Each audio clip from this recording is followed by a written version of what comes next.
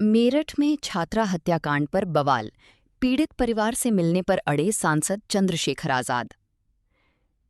मेरठ में छात्रा की निर्मम हत्या के मामले ने अब राजनीतिक और प्रशासनिक स्तर पर भी बड़ा विवाद खड़ा कर दिया है। नगीना से सांसद चंद्रशेखर आजाद पीड़ित परिवार से मिलने के लिए मेरठ पहुंचे, लेकिन प्रशासन ने उन्हें गांव जाने की अनुमति नहीं दी। इसके बाद पुलिस और सांसद के बीच काफी देर तक बातचीत और मान मनौवल का दौर चलता रहा। सांसद चंद्रशेखर आजाद मेरठ पहुंचने के बाद सीधे टोल प्लाजा पहुंचे, जहां पुलिस और प्रशासन के वरिष्ठ अधिकारी पहले से मौजूद थे।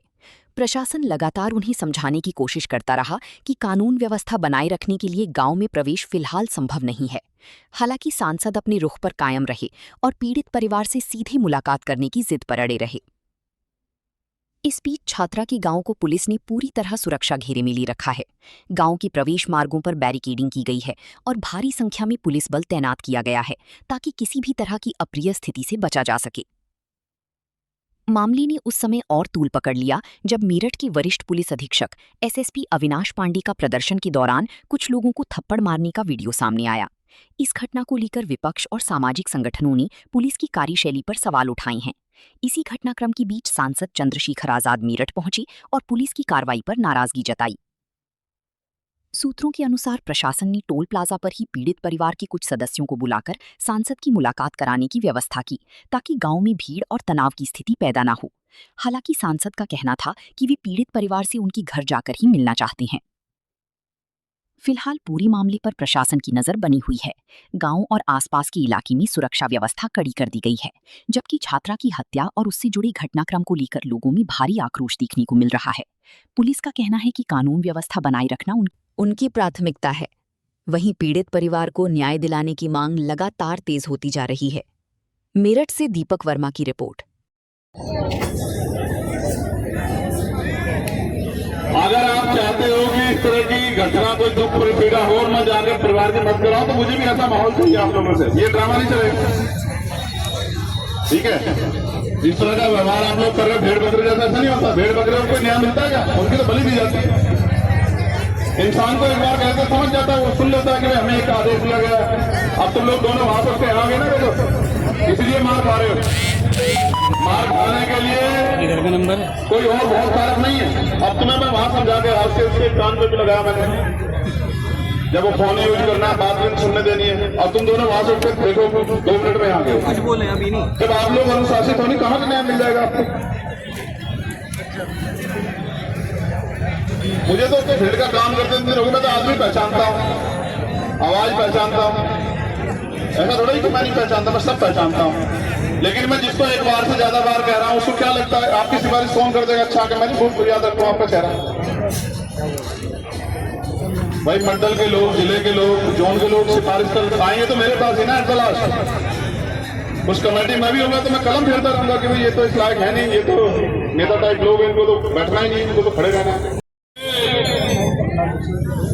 अन्याय, अत्याचार, जैसे एक समय भारत में स्वर्णिम काल था, जिसको हम लोग इतिहास में गुप्त काल के नाम से जानते हैं, वो भारत का स्वर्णिम काल था।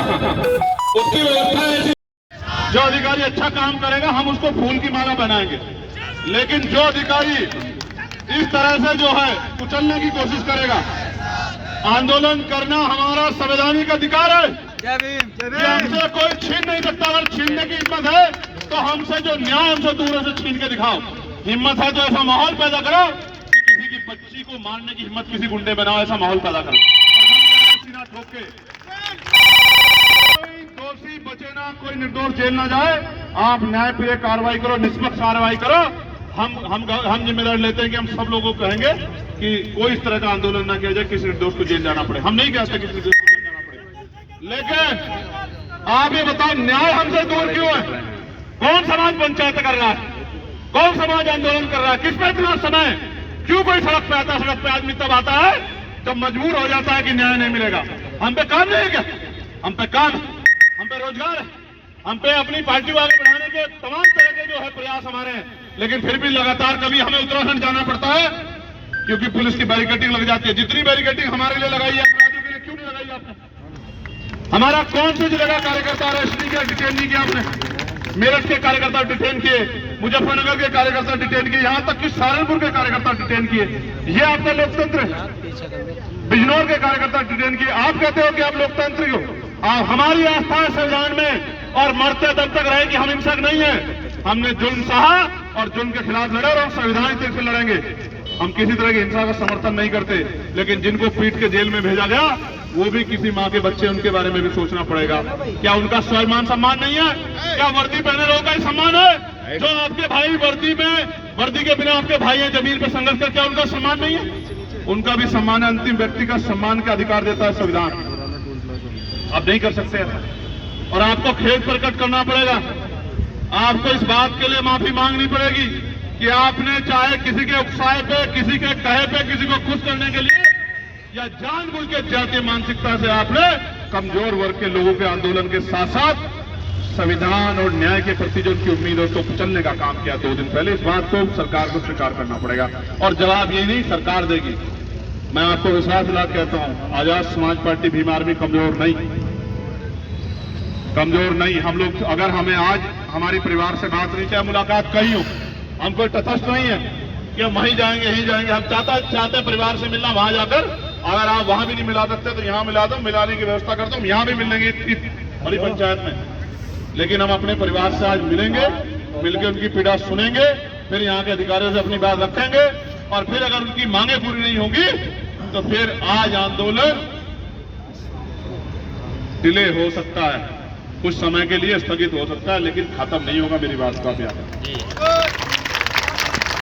रात में पुलिस गई थी और वो कार्यकर्ता मुस्लिम समाज का है। पुलिस के अधिकारी का नाम भी आ गया, मैं अभी अधिकारियों से बात करूंगा। जो शब्द उन्होंने यूज किए हैं वो बड़े चिंतनीय शब्द।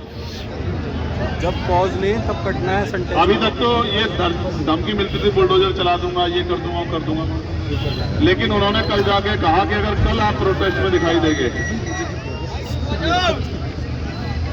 जो शब्द उन्होंने यूज किए मैं उनको बता नहीं सकता अपने मुंह से, लेकिन मैं अपने एक कार्यकर्ता के साथ खड़ा हूं। ये बात मैं ऐलानिया कह सकता हूं, वो किसी जाति का हो, किसी धर्म का हो, वो आजाद समाज पार्टी कार्यकर्ता है, नेता है, तो आजाद समाज पार्टी के आदमी उसके साथ खड़ा है। अगर उस अधिकारी पे पूछताछ हो गई, जानकारी करके, मैं ये नहीं कह रहा कि उसकी बात सच मान लो, लेकिन उसकी जानकारी करो, बात सही निकले तो उस पर अगर ये यहाँ की पुलिस कार्रवाई नहीं करेगी तो फिर ये लड़ाई बड़ी होगी। आपने इस बात आप महसूस करके देखो, रात में आप पुलिस 2 बजे किसी घर गए थे, छोटे छोटे बच्चे हैं, 7 साल की 8 साल की बेटी, आप उनके सामने उसको बेइज्जत करोगे? कौन है भैया बेइज्जत करने वाला? क्या अपराध है उसका कि वो आंदोलन में जाना चाहता है? तो आप कैसे रोक दोगे उसको? आप पे कोई नोटिस दे दो, उसको नोटिस का पालन करेगा। ये थोड़ा कि आप जाकर धमकाओगे। पुलिस क्या गुंडे पे उतर आइए क्या? ये कौन सी बात हुई? पीछे भी वहां मुजफ्फरनगर में ऐसे किया, मैंने उनका भी नाम नोट किया। वो गाड़ियों को गालियां दे रहे, गाड़ी में बैठे कार्यकर्ता। क्या पुलिस माहौल खराब करना चाहती है? ये क्या बात हुई? पुलिस जिससे गरीब जनता को उम्मीद है वही पुलिस तरह का व्यवहार करेगी, कैसे चलेगा भाई? सिर्फ किसी को खुश करने के लिए, ये ठीक नहीं। इस तरह का व्यवहार पुलिस का किसी भी कीमत पे लोकतांत्रिक संवैधानिक प्रदेश में स्वीकार नहीं किया जाता। पुलिस भी तो जनता के हितों की रक्षा के लिए, जनता की सुरक्षा के लिए, पुलिस कोई ऐसा थोड़ा, पुलिस कोई तंत्र है अलग से कि वो लोगों को मार देगा, लोगों को बुलडोजर चला देगा, ऐसे क्या हो गया? ये सब चीजें एक्सेप्टेबल नहीं है। तो अभी हम लोग प्रेम प्रकाश जी को सुनेंगे, उनके बाद जो है भाई अमित कसाना जी अपनी बात रखेंगे, तब तक अधिकारी अपना की बात कर रहे हैं। हमारा संयम देखो आप लोग, हम इतना अन्याय सह के भी अनुशासित रूप से यहाँ बैठे, हमारा संयम देखो। ये कहना आसान है, नीले पटके वाले, ये वो सब चीजें, हमारा संयम देखो इस देश में। एनसीआरबी का डेटा देखो आप, हमारी बहनों को, बहुजन समाज की माओ को, बच्चियों को बेइज्जत किया जा रहा है, रोज हत्या हो रही है, बलात्कार हो रहे हैं, मार पड़ रही है, हमारे घरों को, हमारी दुकानों को, मस्जिदों को, खानकाह को, मदरसों को जमींदार किया जा रहा है। झूठे मुकदमे, बुलडोजर, गोलियां, इनकाउंटर सब हो रहा है, फिर भी हम लोग संविधान पे आस्था विश्वास रख के डट के खड़े हैं। हमारी हिम्मत देखो आप लोग। वरना मेरे मीडिया के बंधुओं, गोली तो वहां भी चली थी बिहार में, और उसमें उसके हाथ में बंदूक भी थी। यहाँ तो किसी के हाथ में बंदूक नहीं थी, जो इतना जो है बाहुबल दिखाया जा रहा था। यहाँ तो किसी के हाथ में डंडा भी नहीं था, वहां तो गोली थी। तो वहां सब लोग जाकर समर्थन कर रहे हैं कि पुलिस को ऐसा नहीं करना चाहिए, ऐसा नहीं करना चाहिए। सिर्फ जाति के आधार पर फैसला नहीं कर सकते आप लोग। जो गलत है वो गलत है, और आज अगर हम उसके खिलाफ नहीं लड़े तो कल ये आपके साथ भी होगा। जिस दिन आपके साथ होगा उस दिन फिर आप रोते चिल्लाते लोग की जाति ढूंढते फिरोगे। हमें किसी की जाति ढूंढने की जरूरत नहीं है। जो गलत करेगा चाहे वो किसी जाति धर्म का हो, हम उसके खिलाफ लड़ेंगे तो लड़ेंगे। ये बात मैं बिल्कुल स्पष्ट कर रहा हूं। बहुजन समाज की बड़ी संसद का आह्वान किया गया है, जहां पे प्रदेश में हो रही जुल्म ज्यादती, प्रदेश में हो रहे अन्याय अत्याचार, प्रदेश में हो रहे उत्पीड़न, प्रदेश में हो रहे बहुजन समाज की हकमारी के खिलाफ में ये हजारों लोगों का जो जनसलाब आपको दिखाई दे रहा है, ये हजारों लोगों का सर जो गवाही दे रहा है इस बात की कि इस प्रदेश के अंदर भारतीय जनता पार्टी की किस तरह से तानाशाही चल रही है, इस प्रदेश के अंदर भारतीय जनता पार्टी की किस तरह से बहुजन समाज के ऊपर अन्याय अत्याचार जुल्म ज्यादती बढ़ रहा है। ये हजारों सरों का सलाम इस बात का मन बना के आया है कि आने वाले 2027 के अंदर ये अपने हाथ में इस प्रदेश की शासन सत्ता को लेकर और प्रदेश में हो रही जुल्म ज्यादती अन्याय अत्याचार का खात्मा करने का काम करेगा। अगर हम सब लोगों ने जो है मिलकर इस प्रदेश के अंदर आने वाले 8 महीने में 6 महीने में हमने मेहनत कर ली, तो मैं आपको यकीन के साथ ये बात कह सकता हूँ कि इस प्रदेश की आबो हवा बदल जाएगी। इस प्रदेश के अंदर जो अधिकारी आपके आज जब मैं गाजियाबाद से चला मेरठ के लिए तो मैंने देखा वहां 2-3 कंपनी हर नाके पे लगाई हुई गाड़ियों को चेक कर रहे हैं। मेरठ के अंदर से जिस भी रास्ते से मोदी नगर के कट पर देखिए बिजनौर की सूचना मिल रही है, सहारनपुर, मुजफ्फरनगर, बागपत चारों तरफ से घेरा हुआ है। अगर इतनी पुलिस इस घटना के लिए छानबीन के लिए और गिरफ्तारी के लिए लगा दी जाती तो आज शायद नौबत में आती।